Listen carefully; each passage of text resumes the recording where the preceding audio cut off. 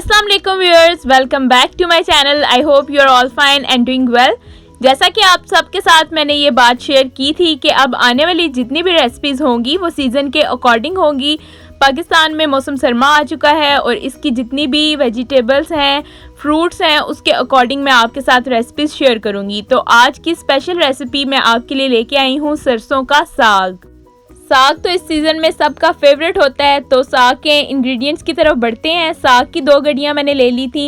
इसके अलावा पालक है मेरे पास, पालक की 1 गड्डी मैंने ले ली है। इसके अलावा मेथी है, सोए हैं और बातू है, इसकी 1-1 गड्डी मैंने ले ली है। ठीक है, ये तमाम जो वेजिटेबल्स हैं इनको मैं क्या करूँगी, कट कर लूँगी। इस साग के तमाम इंग्रेडिएंट्स को कटिंग कर लेंगे हम। कटिंग में जो है हमारा सबसे ज़्यादा टाइम कंज्यूम होता है। साग खाने में तो बहुत मज़े का लगता है लेकिन इसको बनाना उतना ही मुश्किल होता है। तो साग चूँकि बहुत ज़्यादा था और इसको कटिंग करना भी उतना ही मुश्किल था, तो मैंने अपनी एक सिस्टर को अपने साथ लगाया और उनको बोला कि आप मेरी हेल्प करें और हम जल्दी से साग की कटिंग कर लेते हैं। तो आप देख रहे हैं वो जल्दी से साग की कटिंग कर रही हैं।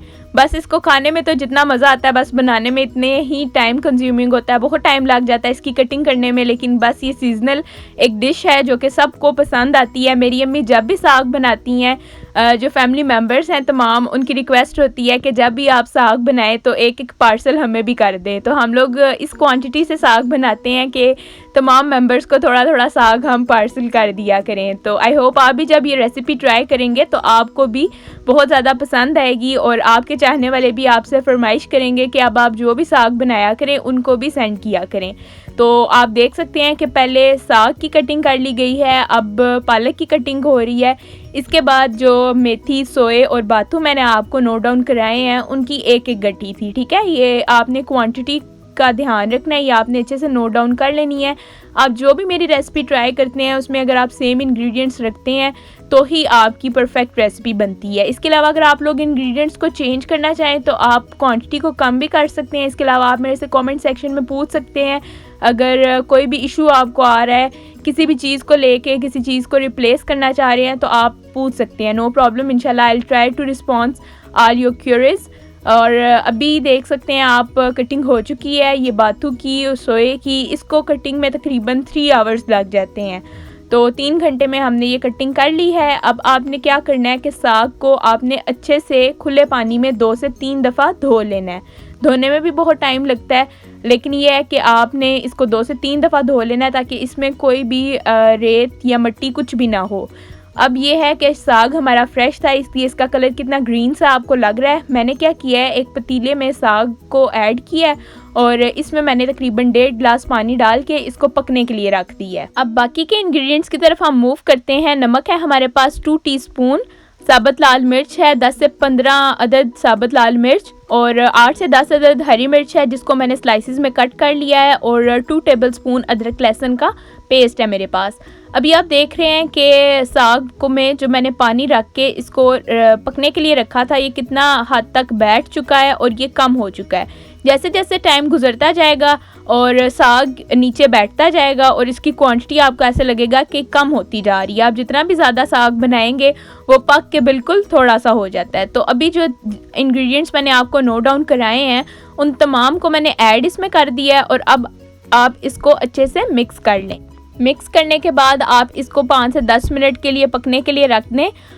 10 मिनट के बाद जब आप चेक करेंगे तो ये साग थोड़ा सा और नीचे बैठ चुका होगा और ऐसे लगेगा आपको कि इसकी क्वांटिटी कम हो चुकी है। ये देखें 10 से 15 मिनट के बाद जब मैं इसको मिक्स करने के लिए आई तो देखें इसकी क्वांटिटी ऐसे लग रहा था ये कम हो चुकी है। तो आप इसको अच्छे से मिक्स करें और फिर इसको आप पकने के लिए रख दें। जब तक इसका पानी ड्राई नहीं होता आपने इसको अच्छे से पका लेना है और जैसे इसका पानी ड्राई हो जाएगा, साग और कम हो जाएगा, फिर हम क्या करेंगे, इसको मिट्टी की हंडिया में शिफ्ट कर देंगे। हम पहले भी मिट्टी की हंडिया में इसको पका सकते थे लेकिन क्वांटिटी ज़्यादा थी। अगर तमाम साग को मैं मिट्टी की हंडिया में पकाना चाहती तो वो मेरे लिए एक हार्ड टास्क था क्योंकि इसकी क्वांटिटी ज़्यादा थी। इसलिए मैंने क्या किया है, एक देचके में पहले साग को हाफ कुक कर लिया और उसके बाद मैंने मिट्टी की हंडिया में ये जो पकाया हुआ साग है वो मैंने इसमें पोर कर दिया है। अब मैंने इसमें मकई का आटा ले लिया है और वो मैं इसमें ऐड कर रही हूँ 6 से 7 टेबलस्पून। वो मैं तवे पे इसको लाइट सा ब्राउन कर लूँगी, भून लूँगी और फिर मैं साग में ऐड करूँगी। ये ऐड करने से क्या होगा कि इसका फ्लेवर जो है वो डबल हो जाएगा, एनहेंस हो जाता है और जितना भी पानी है वो ये सक कर लेता है। ठीक है, मकई का आटा जब आप साग में ऐड करते हैं तो इसका जो एडिशनल पानी होता है वो सक कर लेता है और आपका साग एकदम से ड्राई हो जाता है और इसके साथ साथ इसका फ्लेवर भी डबल हो जाता है। अब ये एक लकड़ी का स्पेशल चम्मच है जिसको घोटना कहते हैं, ये मैंने ले लिया है और इससे मैं साग को घोट लूँगी। ठीक है, आप लोगों ने सुना होगा, अक्सर कहते हैं जी घोटवा साग बनाया है। तो मिट्टी की हंडिया में ऐड करने का मेन मकसद ही ये था कि इसको हम इजीली घोट सकें। तो अब मैंने इसको चम्मच की मदद से घोट लिया है और साथ साथ बस मैं इसको करती जाऊंगी। इससे ये होगा कि आपका साग का एक तो फ्लेवर अच्छा आएगा और उसके साथ इसकी थिकनेस थोड़ी कम हो जाएगी। तो अब मैं इसमें ऐड कर रही हूँ ये मकई का आटा, जो कि 5 से 7 मिनट के लिए मैंने बिल्कुल लो फ्लेम पे भून लिया था। तो ऐड करने के साथ साथ आप इसको घोटते जाएं और इसको अच्छे से आप मिक्स करते जाएं। अब आपने साग को अच्छे से मिक्स करते जाना है और घोटवे से आपने घोटते जाना है और साथ साथ आपने इसमें मकई का आटा ऐड करते जाना है। तकरीबन आप 30 मिनट्स लगेंगे। मिट्टी की हंडिया में ऐड करने के बाद आपने 30 मिनट्स के लिए इसको मज़ीद पकाना है और फिर हमारा साग रेडी हो जाएगा। कुछ लोग क्या करते हैं कि जैसे मैंने मिट्टी की हंडिया में ऐड किया है, कुछ लोग इसको प्रेशर लगा देते हैं, लेकिन प्रेशर लगाने से क्या होता है, इसका जो कलर है वो बिल्कुल ख़राब हो जाता है, उसका फ्रेश ग्रीन कलर नहीं रहता, उसका बिल्कुल ब्लैक सा कलर हो जाता है। कुछ लोगों का साग ऐसा होता है कि बहुत डार्क सा ग्रीन कलर होता है उनका, वो देखने में भी इतना खुश जायका नहीं लग रहा होता।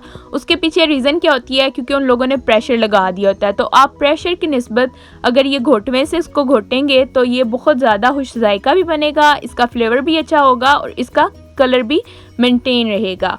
अब हम लोग क्या करेंगे, तकरीबन हमारा साग रेडी हो गया। अब हम फ्लेम को ऑफ कर देंगे और दूसरी साइड पे इसका तड़का तैयार कर लेंगे। इसका जो साग का प्रोसेस है उसका तड़का आपको सेपरेटली प्रिपेयर करना पड़ता है, उससे इसका फ्लेवर ज़्यादा इन्हेंस होता है।